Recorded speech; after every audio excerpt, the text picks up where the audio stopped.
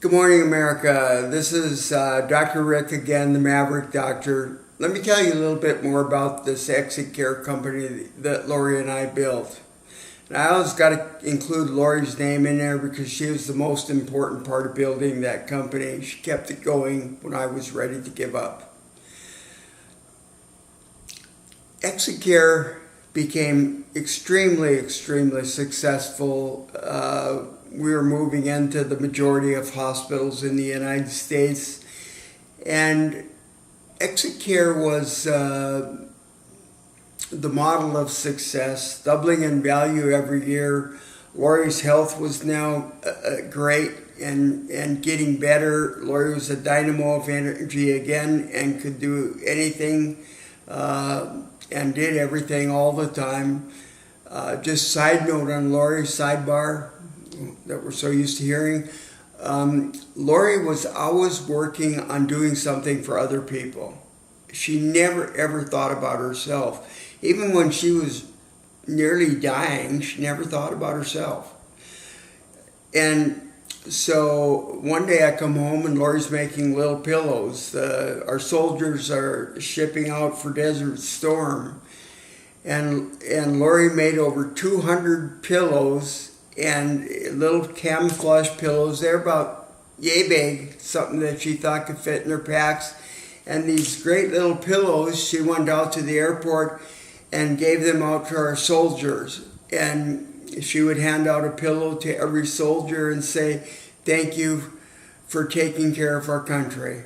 And she did that over and over again. She did it hundreds of times. She made a little over 200 of them. I'm not sure the exact amount. And sent that as a gift to our soldiers in a way of our saying thanks. She was wonderful. I'd come home at night and she'd be working on crocheting or working on making a baby blanket, and she was always doing something for somebody. So Lori was back healthy again. We were blessed. And then Lori and I decided we'd move back down to Texas. We wanted to live in Texas. We were tired of ice and snow in Minnesota. And so we were resuming life here. We had life pretty much everything as we wanted it. All of our years not being able to buy anything, we still had bad credit. And so even when we were making an immense salary now, we couldn't buy a home because no bank would take us. Didn't matter. Do you realize it doesn't matter if you're making $500,000 a month? And I wasn't, but I'm just being facetious here. If you're making a huge salary, but you have no credit history, that's worse even than bad credit. And fortunately, we wanted to have our own home, and we talked to Chuck Krejci's dad, and Chuck Krejci's father said he would sign for a house for us. So he signed for a house for us, and gave us also part of a down payment so that the bank would carry us. And so thanks to Chuck's dad, we were able to get a home. And then gradually we started building up our own credit. Everything went well in Texas. Everything was going great. Exit Care was running fine up in Minnesota. We were up to 35, 40 employees at the time. Everything was going wonderfully well. And then one day at night, I'm playing racquetball. I played racquetball for 10 hours a week while I was in Fort Worth. Actually, we were living in Colleyville. And one night I had a problem, and that problem was I dropped over dead on a racquetball court. And some paramedics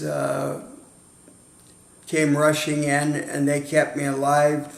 I didn't know what happened, and next thing I woke up, I'm in a hospital, and they've got an IV going on me. And they had already shocked me several times, and they kept me alive. During all this time, I didn't end up with brain damage or anything. Don't know what that's about, except that I figure God put his finger in there again and made sure that didn't happen. And so anyway, I started having severe problems. I was able to get out of the hospital that time and got out with nearly every rib in my chest cage broken. It didn't seem to bother me, and I didn't even have discomfort from that, even though the people that took care of me were extremely concerned and kept visiting me and telling me I needed to see a thoracic surgeon or else an internist or somebody who could look at my chest. And I said I'd be fine. Pretty much the same as I always say. A while later, after a number of more cardiac arrests and a number more times of getting my heart started, I was thinking I was going to be the Christmas tree at Christmas time. I had so many shocks that I felt I was going to gradually be able to light up everybody around me. It didn't scare me too much, but one day when I was laying in a hospital near death, one of my partners called up and asked Lori, what are we going to do now when Rick's dead? Not a very nice thing for a partner to say to your wife when she's lying alongside the bed of her husband who is dying. I'm not going to tell you which partner that was. He knows. Pretty amazing how people think only of money at certain times in their life. I can see where my partners are coming from. Exit care was Rick Redalen. It was only Rick Redalen. Chuck and Roger and Rick didn't have any idea of which way the company was going, but I did. They used to get mad at me sometimes and say, Rick, why don't you put all this down in your head? Why don't you put your direction down? Let us know what your compass says. And Chuck one day says to me, well, Rick, why won't you put that down? I said, job security, Chuck, job security. I knew they couldn't pull off running exit care without me. Certainly not the direction. They could do day-to-day activities, but no chance of running the company successfully. And so what happened was they started making arrangements to sell my company while I was critically ill. To show how much I had trusted them, I had given them 50.1% of my company. And so they started making arrangements to sell my company to Elsevier Sciences. I'm sure Elsevier Sciences wouldn't have been happy if they realized that Jay Katzen, the person arranging all this sale, had not even talked to the main stockholder of Exit Care. But anyway, I started to get better, and I started to get well, and I was going to survive. But now I looked at my partners and said, do I want Lori to have to deal with this people if I would suddenly take a turn for the worse? And I decided I didn't.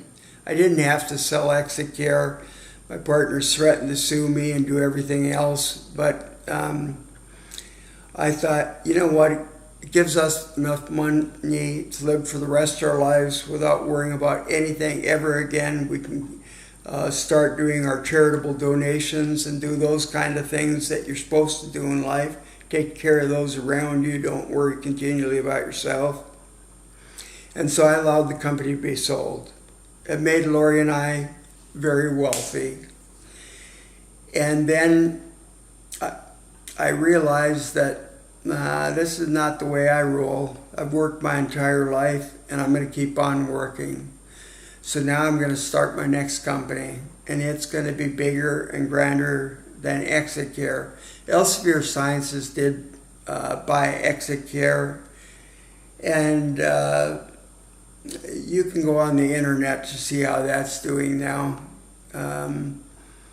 God bless them. It's hard when they lose their visionary and their leader, but you know, when Exit Care was bought, the only person they let go was Dr.Rick Redalen, the only one who had the vision for the company and also knew which way it had to go to survive. Elsevier did not have that vision, and I'm sure they probably don't like this about them, but you can't put doctors in running or you can't put non-medical people in to run a medical company and think just because they're in the publishing business, they can do it. What do they know about our space? Nothing. They know how to probably lay out a chapter. God bless you. Have a wonderful day.